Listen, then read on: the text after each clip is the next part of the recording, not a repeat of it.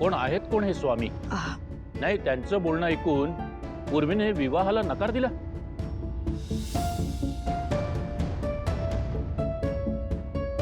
अहो म्हणजे फार पूर्वीपासून आळंदीचे स्वामी महाराज आमच्याकडे येतात. स्वामी भार्गवदास असं त्यांचं नाव आहे. नाही ते ठीक आहे, पण सोयरीक जुळली असताना देखील हे विचार तिच्या डोक्यात येतातच कसे? हे बघा संपतराव, सिद्धू आणि पूर्वी यांच्या लग्नात जर काही अडथळे येत असतील तर तसं स्पष्टपणे सांगा. तो कशाला, मी सांगते तुम्हाला. त्याचं काय आहे, अडथळे वगैरे काहीही नाहीये. स्वामीजींनी पूर्वीविषयी असं सांगितलं की ती या घरची होणारी सून नाहीये. झालं, बिचारी लगेच नाराज झाली.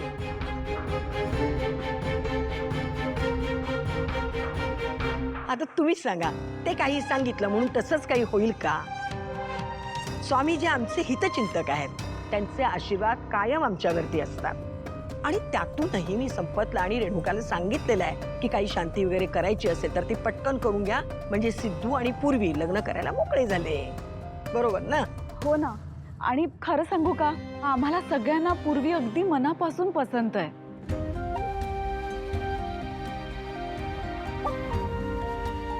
गुणाजीराव, हा संपतराव गाडे पाटलांचा शब्द आहे. तुम्ही निश्चिंत राहा. असंच तुमचं म्हणणं असेल तर काही हरकत नाही.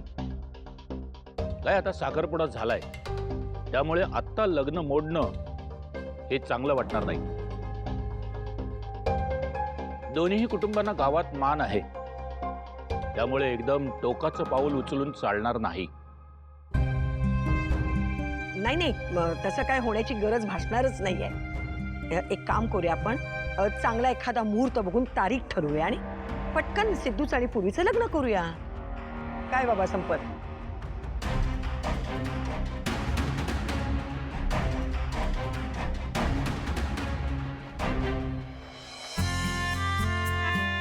व्यंकी पण ना दुकान बंद करून कुठं जाऊन बसलाय कुणास ठाऊक.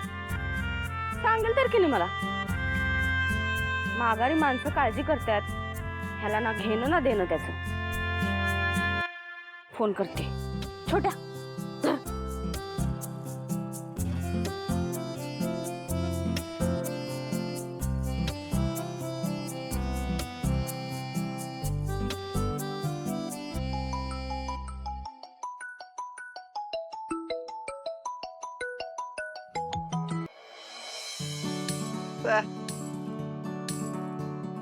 काय रे व्यंकी, तू इकडं का नाही आला? असं होय. मी ते फुलं पोचवायचे आहेत ना, तिकडे निघालते. पण काय रे, तू सुट्टीचं म्हणजे तू इकडे येणार नाही ते का नाही सांगितलं मला? तसं नाही रे, म्हणजे तू नसलास की आम्हाला आठवण येते ना तुझी. आम्हाला येत नसती त्याची आठवण बिटवण. तुझ्या पुरतं बोल, तुलाच लय आठवण येते त्याची. तुझं ना बरं बाबा, या छोट्याला काय आठवण येत नाही, पण मला तुझी आठवण येते रे व्यंकी. चालतंय की, ये मग उद्या. हा, भेटूया. ठेवू का फोन? हा म्हणता म्हणता लयच वाढत चालले की तुमची मैत्री. तुझ्या का पोटात एवढं दुखायला लागले रे? माझ्या कशाला पोटात दुखते? तुझ्या पाठीमागे जो माणूस लागलाय ना त्याच्यात पोटात दुखेल. अगं डोसकं जरा चालीव, ते लोकांचे पैसे कसं फेडायचं ती बघ. ते माझं मी बघून घेते, तू नका शिकवू मला. तू तुझं बघ, छान आहेस. नाही मी माझंच बघतोय. इथं डोसकं फिरलेल्या माणसाच्या कोण नादाला लागते? तुला ना हनते बघ एक. चल गाप घुमान.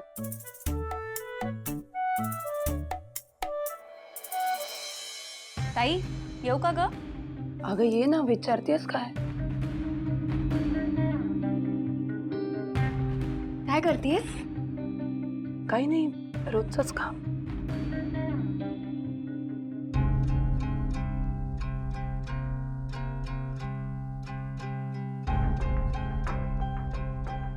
ताई, हे बघ ना, व्यंकी दादाने मला नाकातली चमकी आणलीये. मस्त आहे ना?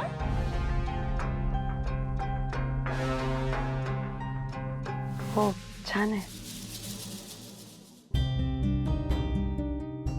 तू घालून बघतेस का? ही धर. नाही नाही नको अगं, काढू नको, राहू दे.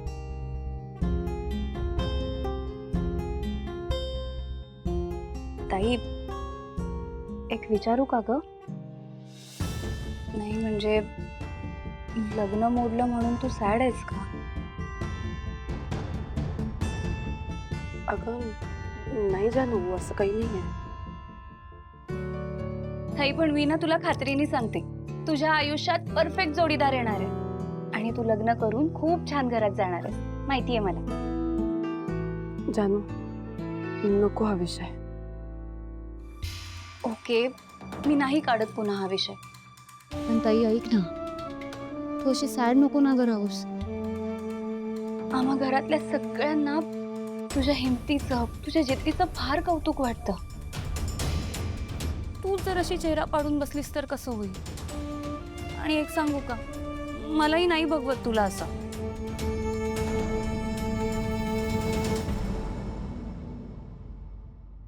आता तरी तुझ्या मनातल्या सगळ्या शंका मिटल्या ना?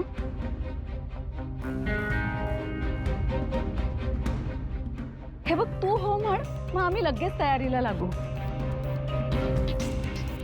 आमचा सिद्धू आहे ना, लग्नाला एका पायावर तयार आहे.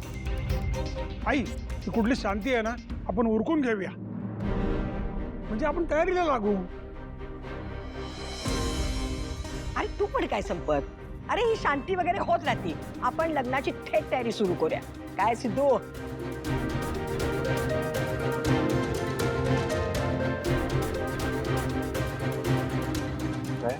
अरे काय काय म्हणून विचारतोयस? लक्ष कुठं आहे तुझं? लग्नाच्या तयारीला लागायचं ना. काय? आजी मला जरा बोलायचं आहे तुझ्याशी. आज जाऊया ना. अरे पण जा जा, काय बोलतोय बघ. आजी बोलायला काय हरकत आहे? बघ बघ. चल ना थोडं. पण हा बोल बोल. आलं हे पोरगं म्हणजे ना.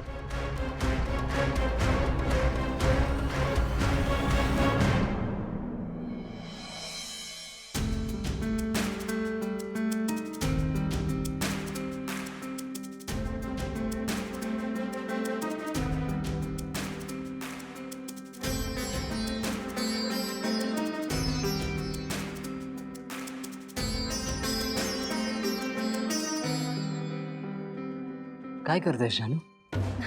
जयंत, अरे ही चमकी आहे ना, ही सारखी आतून टोचते, त्यामुळे ती ऍडजस्ट करावी लागते. मग कशाला घातलीस? काढून टाक. जयंत, अरे असं काय बोलतोयस तू? वेंकी दादाने किती प्रेमाने आणली ही चमकी माझ्यासाठी. आणि तू सकाळी पाहिलंस ना, मी ही चमकी जेव्हा घातली तेव्हा त्याचा चेहरा कसा खुलला होता ते. माझ्या वेंकी दादाच्या आनंदासाठी मी एवढा त्रास तर सहन करूच शकते. जानू, हो आई, आले. जयंत, आलेच मी.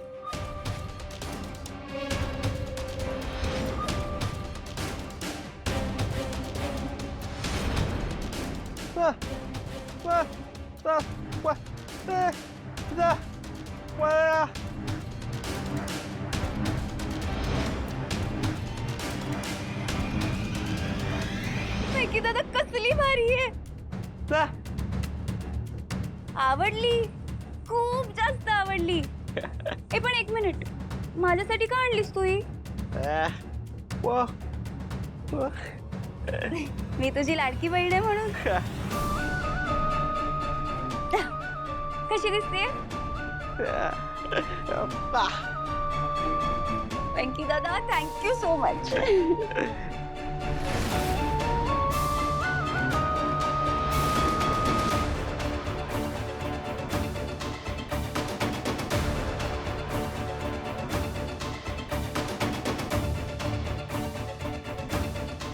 बस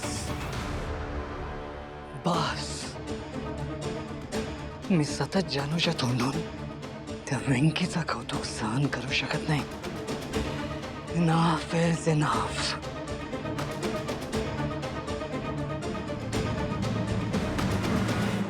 अरे पण मला बोलायचं आहे. अरे पण बस तू बस. काय बस? पटकन बोल, बाहेर पाहुणे खोळंबले, कळत नाही का तुला? अरे काय सांग ना. मला लग्न नाही करायचं.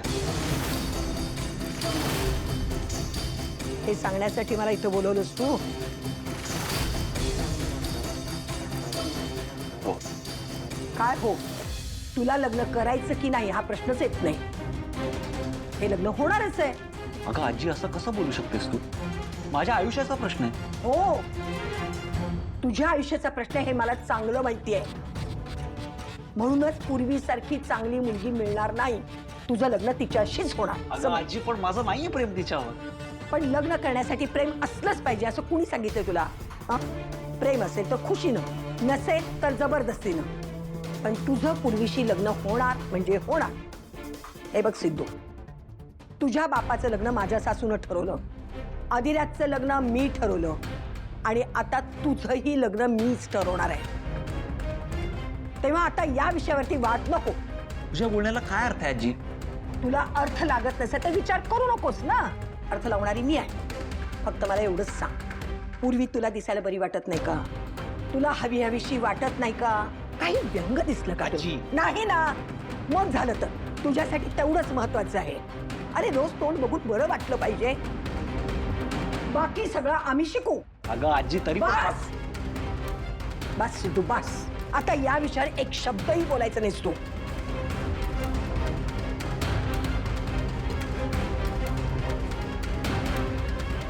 आणि एक लक्षात ठेव, तू काहीही बोलला नाहीस आणि मी काहीही ऐकलं नाही. समजलं?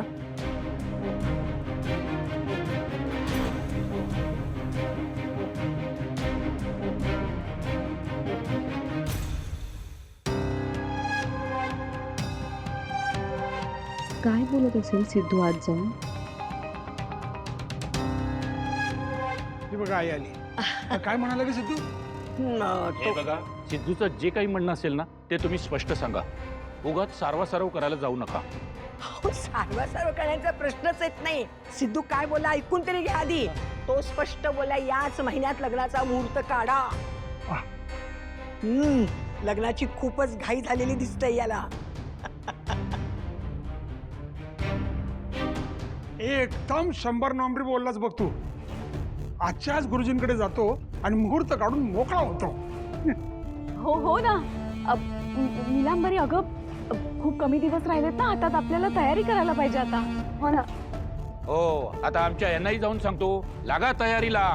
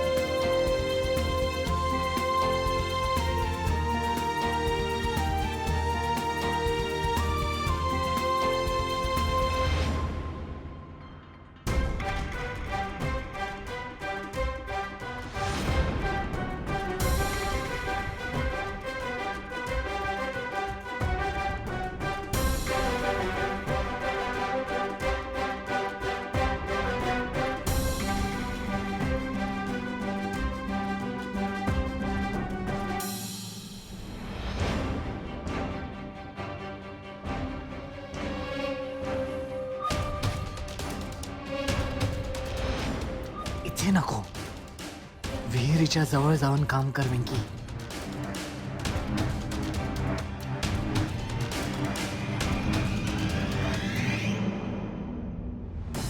काय करतोयस वेंकी? विहिरीच्या जवळ जा.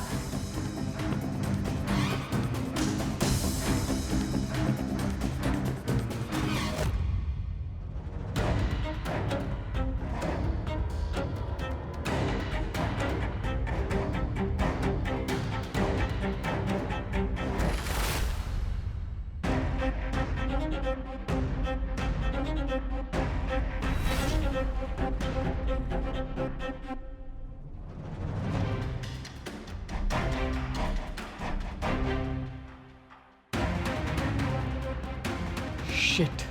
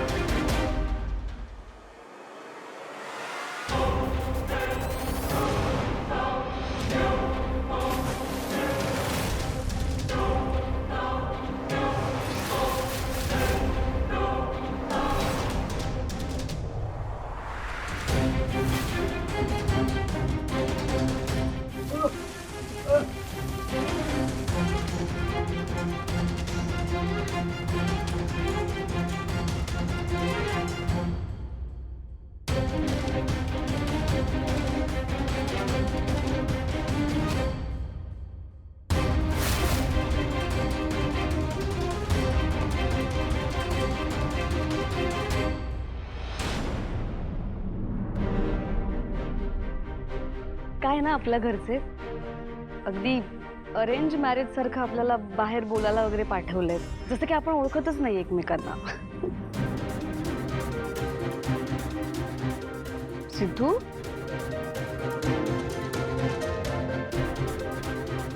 सिद्धू, सिद्धू,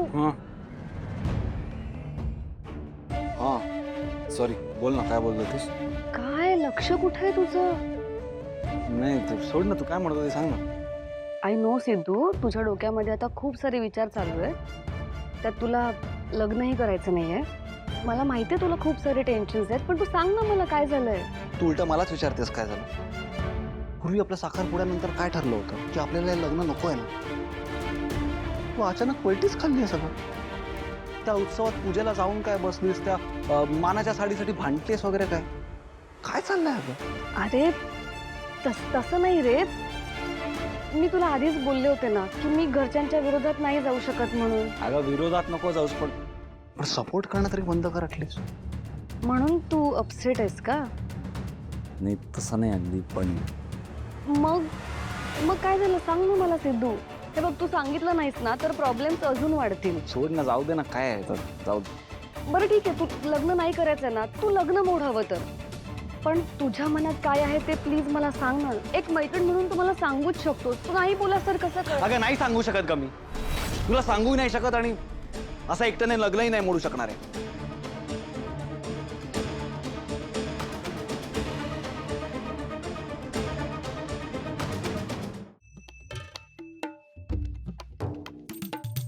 काय करायचं तुमचं? प्रत्येक गोष्टीत नकार घंटा. तुमच्या या आतल्या स्वभावामुळे ना एक मित्र नाही. कसा असणार? सगळ्या गोष्टीत फायदाच शोधायचा असतो ना. मग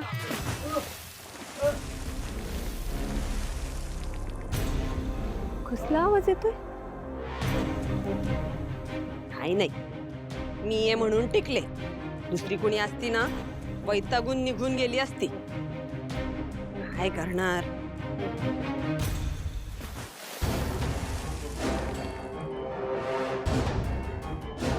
कोण आहे?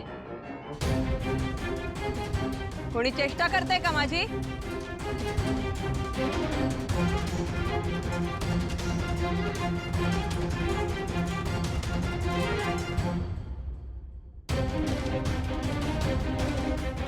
कोण आहे?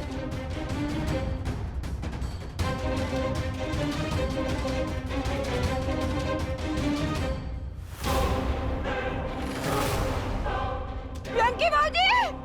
व्यंकी भाऊजी! हरीश भाऊजी! हरीश भाऊजी! आई लवकर या! व्यंकी भाऊजी! पूर्वी काय ग, झाल्या का गप्पा? हो हो आई, बोललो आम्ही.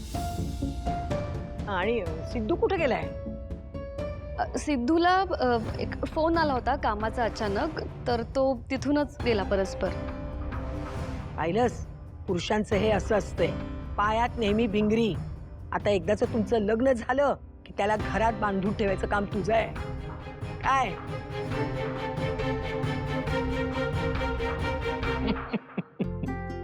सोयरीक आहे म्हणून पक्ष टिकून आहे म्हणायचं. हो ना गुणाजीराव. संपतराव निघतो. हो. नाही काही अजून बरीच कामं खोळंबलेत. जेवूनच निघाला असतात. नाही आता नको, पुढल्या वेळेस येताना यांना घेऊनच येतो. हा, आणि तेव्हा लग्नाची तारीख नक्की करू. हो चालेल ना. पुढल्या वेळेला तुम्हाला जेवल्याशिवाय सोडणार नाही. चांगला बेत करू. नक्की नक्की येऊ. नमस्कार. नमस्कार. नमस्कार. नमस्कार. अच्छा, नमस्कार. चल.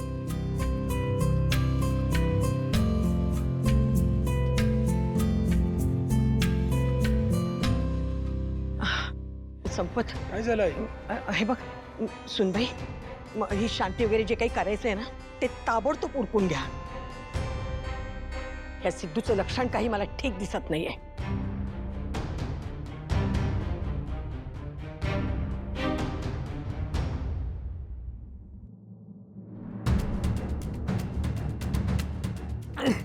मी कपडे कपडे वाळत घालत होते.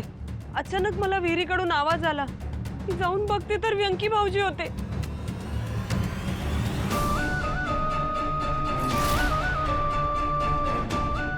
मला एक कळत नाहीये, व्यंकी विहिरीत पडलाच कसा?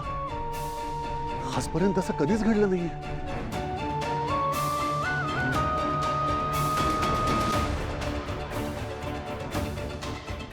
हरीश जरा सावकाशी रे. हो हो.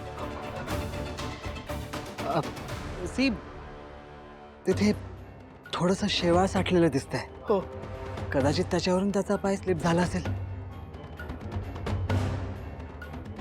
बाबा वेंकी दादा येईल ना हो शुद्धीवर, त्याला वाटेल ना बरं. जानू, तू काळजी नको करूस. काही होणार नाही आपल्या व्यंकीला, काही होणार नाही.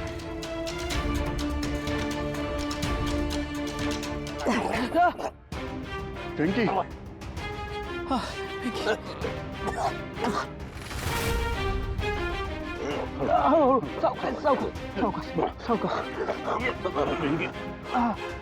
व्यंकी, वेंकी दादा हे व्यंकी, शेवाळ साचलाय काठावर. व्यंकी ठीक वाटतंय का रे? ए व्यंकी, कसं आहे? ठीक आहे?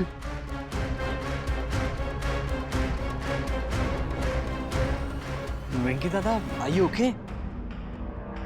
आता बरं वाटतंय का?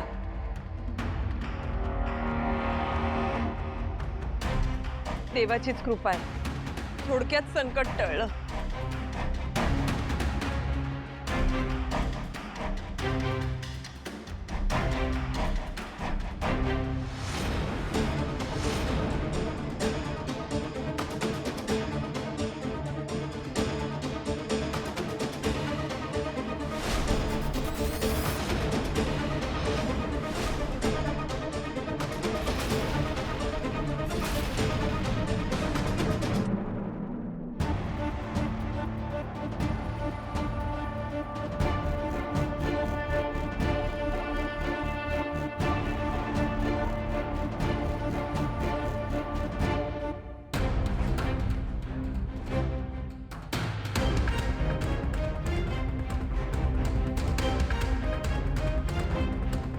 बोला मॅडम, काय दाखवू? तुम्ही काहीच नका दाखवू. आता मी जे दाखवतेय ना ते तुम्ही बघा. हे बघा, हे काय आहे? हे दागिने खरे आहेत?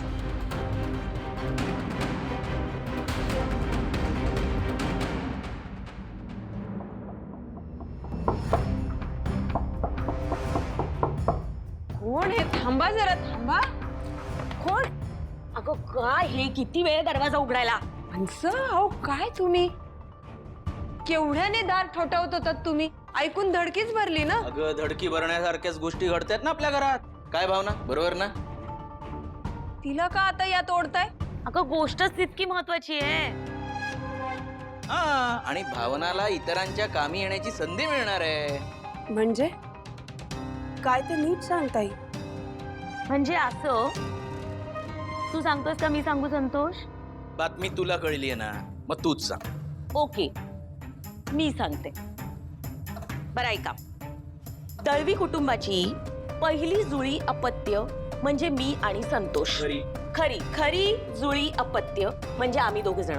आम्ही दोघे जण आता श्रीमंत होणार आहोत. ताई, तू काय बोलतेस ना, काही कळत नाहीये. जरा नीट सांग. अगं सांगते ना मी, एवढी काय घाई आहे? घाई काय म्हणजे? घाईच आहे. अशा गोष्टी पटापट सांगायच्या, लगेच सांग. ओके सांगते. गावच्या देवीच्या उत्सवामध्ये मंगळसूत्राच्या बाबतीत 2 महत्वाच्या घटना घडल्या. त्यातली एक आपल्या घरातच गाजतीये आणि दुसरी गावात गाजतीये. म्हणजे उत्सवात जसं भावनाच्या गळ्यात मंगळसूत्र पडलं ना, तसंच उत्सवाच्याच दिवशी देवीच्या गळ्यातलं मंगळसूत्र चोरीला गेलं. आणि ते शोधून देणाऱ्याला 3 लाख रुपयाचं बक्षीस मिळणार आहे असं मंदिराच्या समितीने सांगितलंय. 3 लाख? हो.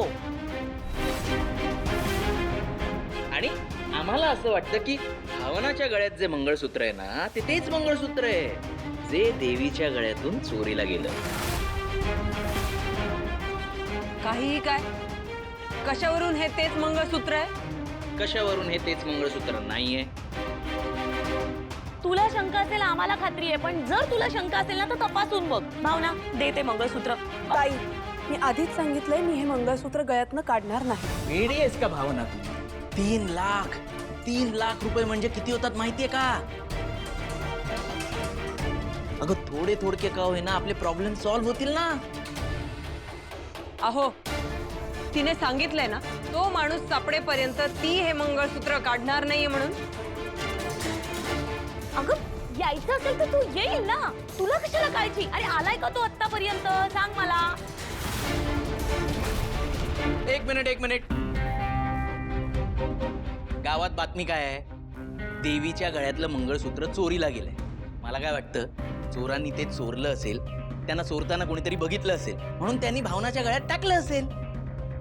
तर भावना, तू चोराशी लग्न करणार आहेस का? नाही तर काय, मला तर नाही वाटत एकतर्फी प्रेम वगैरे आपल्या भावनाच्या बाबतीत काही असं घडेल. हा भावना, काढ ते मंगळसूत्र. दादा, मी नाही देणार आहे. अगं दे. नाही. म्हणून मला शंका येते की तू जी स्टोरी सांगतेस ती खरी आहे का? का चिकटून बसलीस त्या मंगळसूत्राला? तुला माहितीये का कोणी घातलंय ते? का तुला माहितीये कोणी घातलंय ते? काय ग, तुझ्या ओळखीच्याने घातलंय की काय? तू ओळखतेस त्याला? हा काय ग भावना? दादा, उगाच काहीतरी बोलू नकोस तू. मंगल, घे ते मंगळसूत्र. ताई, अगं ऐक ना मला. समजत नाहीये. हे मंगळसूत्र दे.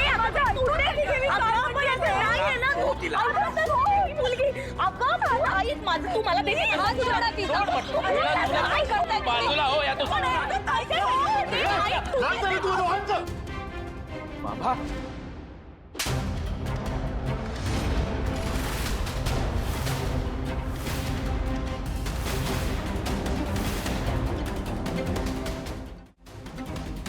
दादा थांब.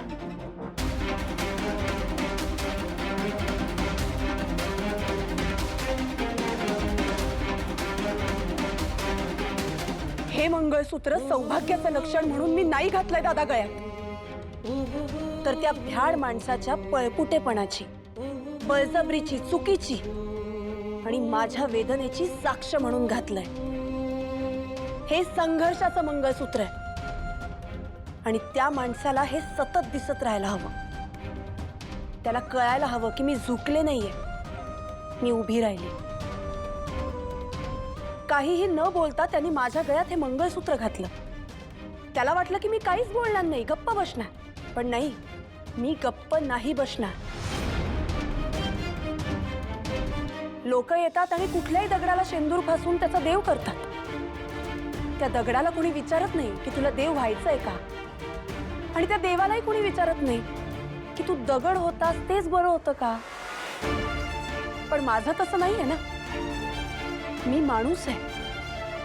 कोणीही येईल आणि माझ्या गळ्यात हे मंगळसूत्र अडकवेल म्हणून मी त्याची बायको होत नाही.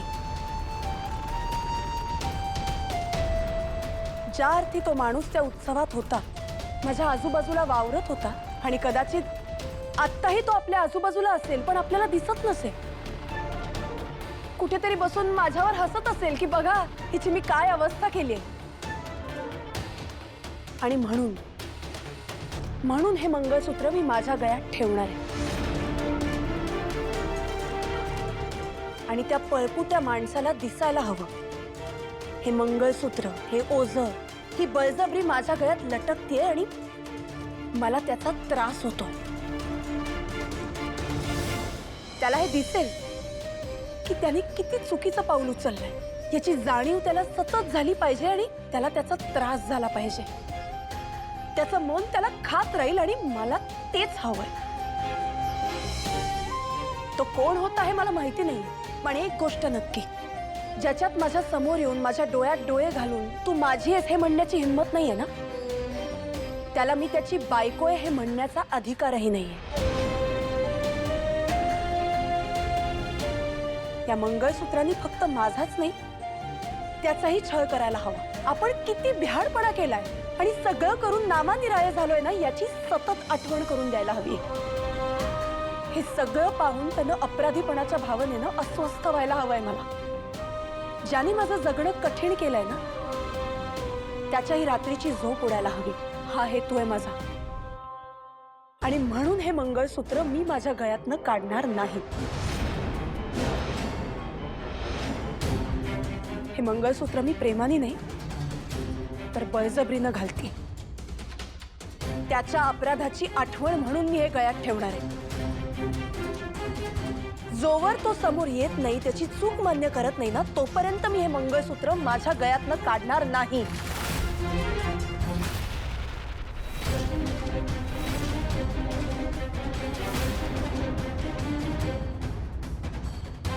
कारण ही शिक्षा मला नाही, त्याला आहे.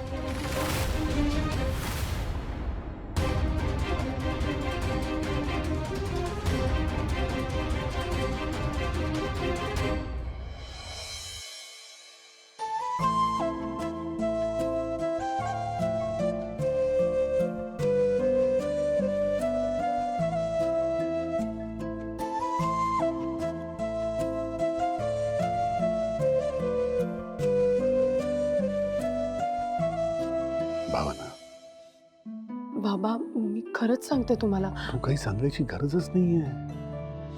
मला कळतंय का सगळं. मी इथे आलोय ते संतोष बद्दल बोलायला. हे बघ भावना, उत्सवात तुझ्या बरोबर जे काही झालं ते झालं. आता हे सगळं झाल्यावर एक कुटुंब म्हणून आम्ही तुझ्या मागे उभं राहायला हवं. हे संतोषला कळायला नको. बाबा जाऊ दे ना. संतोष दादाचा स्वभावच तसा आहे, माहिती आहे आपल्याला. मग संतोषला त्याचा स्वभाव बदलायला लागेल. अगं एकत्र कुटुंब आहे ना आपलं. मग त्याने कुटुंबातील इतरांचा विचार नको करायला. त्याच्या आतताईपणामुळे इतरांवर काय परिणाम होत आहे हा विचारच करत नाही तो.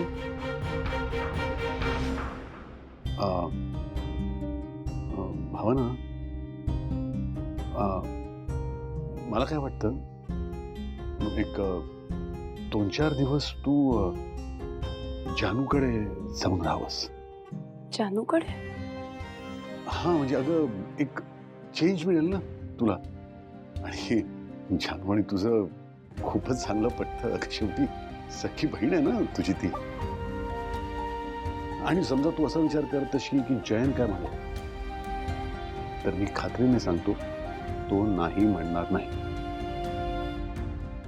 बाबा, जानू, व्यंकी कसा आहे का? व्यंकी दादा बरं आहे, त्याला औषध देऊन झोपवलंय. पण अहो बाहेर काय ऊन पडलंय. नशीब आम्ही गाडीने गेलो म्हणून, नाही तर व्यंकी दादाला खूप त्रास झाला असता.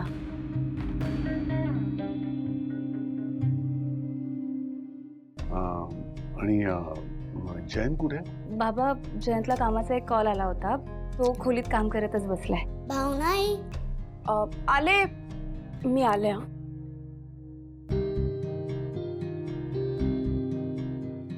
जानू जरा बस इथे. जानू, तुला एक विचारायचं होतं. समजा 2-4 दिवसांकरता भावना तुझ्या घरी आली तर तुला चालेल का? बाबा, हो विचारताय काय? उलट भावनाताई माझ्या घरी आली तर आवडेल मला. आणि तसंही तुम्ही सगळेच माझ्या घरी आला होता, भावनाताईच आली नव्हती. आणि बाबा, मला माहिती आहे तुम्ही भावनाताईला माझ्याकडे का पाठवताय ते. माझं शेंडे फळ नेहमीच समजूतदारपणे वागतं. तरीही एकदा तू जयंतला विचारून घे. हो, मी बोलते जयंतशी. याला म्हणतात कुटुंब. एक पारडं हलकं होतं तेव्हा दुसरं जड होऊन त्याची कमतरता भरून काढतं. लक्ष्मी, तू नसताना मी आणि मी नसताना तू, दोघं मिळून आपल्या संसारात संतुलन राखूया.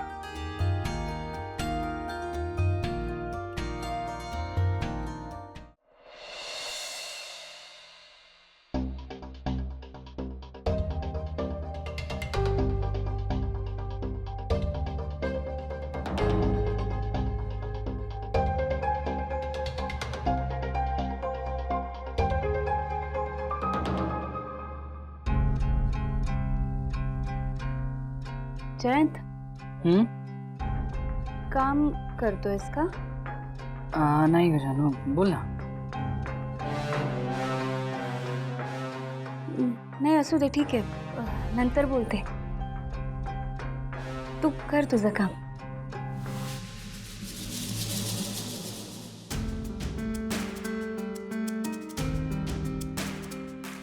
नो माय स्वीट हार्ट, बोला काय म्हणायचंय?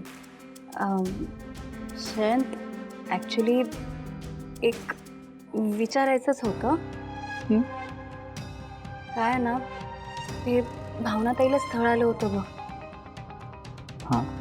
त्यांच्याकडून नकार आला, ही गोष्ट ताईने खूप मनाला लावून घेतली आहे. नाही म्हणजे मी तिला खूप शेअर करायचा प्रयत्न केला, या सगळ्यातून बाहेर काढायचा प्रयत्न केला, पण ती काही तिच्या विचारातून बाहेर येतच नाही आहे. आणि कसं आहे ना, हे गाव पण फार छोटं आहे, त्यामुळे इथे लोक टोमणे मारतात, काहीही बोलतात. तर मला असं विचारायचं होतं, आपण भावनाताईला काही दिवसांसाठी आपल्या घरी येऊन जाऊयात का? म्हणजे कसं तिला चेंज मिळेल ना. अर्थात तुझी जर परमिशन असेल ना तरच. काय ना जयंत, ताईची अवस्था बघवत नाही आहे मला, म्हणून मी तुला हे विचारते. चालेल ना तुला? ठीक आहे, तुला जर वाटत नसेल तर आपण नको घेऊन जाऊयात. तू कर तुझं काम, मी आहे बाहेर. थांब जानू.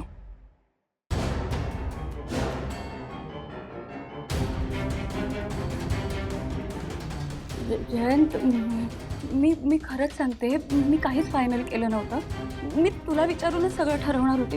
तू प्लीज चिडू नकोस ना. जानू,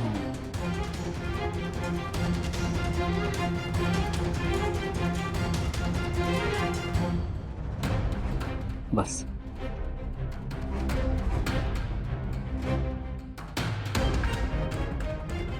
जानू, तुला तुझ्या सख्ख्या बहिणीला आपल्या घरी घेऊन जावंसं वाटलं, त्यात काही चुकीचं नाही.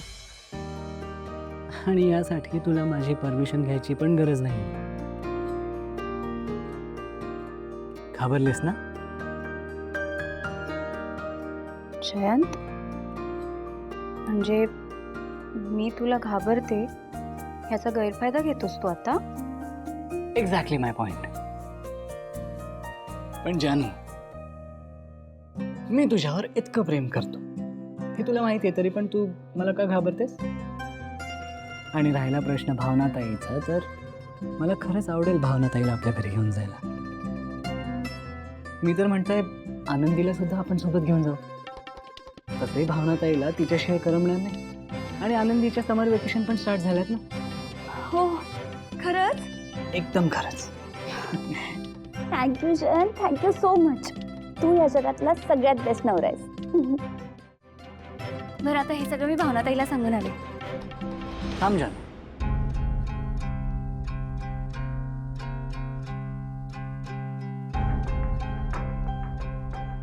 मी या जगातला बेस्ट नवरा आहे की नाही हे मला माहित नाही, पण मी माझ्या बायकोला झालेला त्रास कधीच बघू शकत नाही. त्यामुळे तू माझ्यासाठी एक करशील? जयंत, अरे एक काय, तू जेवढं बोलायचंय तेवढं बोल. तू जे सांगशील ना ते सगळं ऐकेन मी. ती चमकी प्लीज काढ ना. हं? ती बघ, मला माहिती आहे ती तुला टोचते आहे आणि ते माझ्या मनातून जात नाही आहे जानू. प्लीज. हो.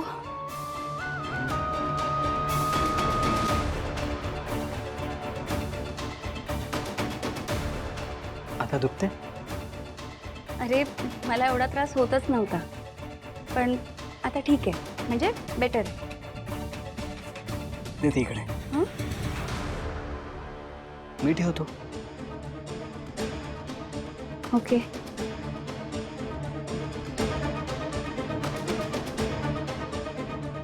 ताईला जाऊन सांगणारच ना? अरे हो, मी आले ताईला सांगून.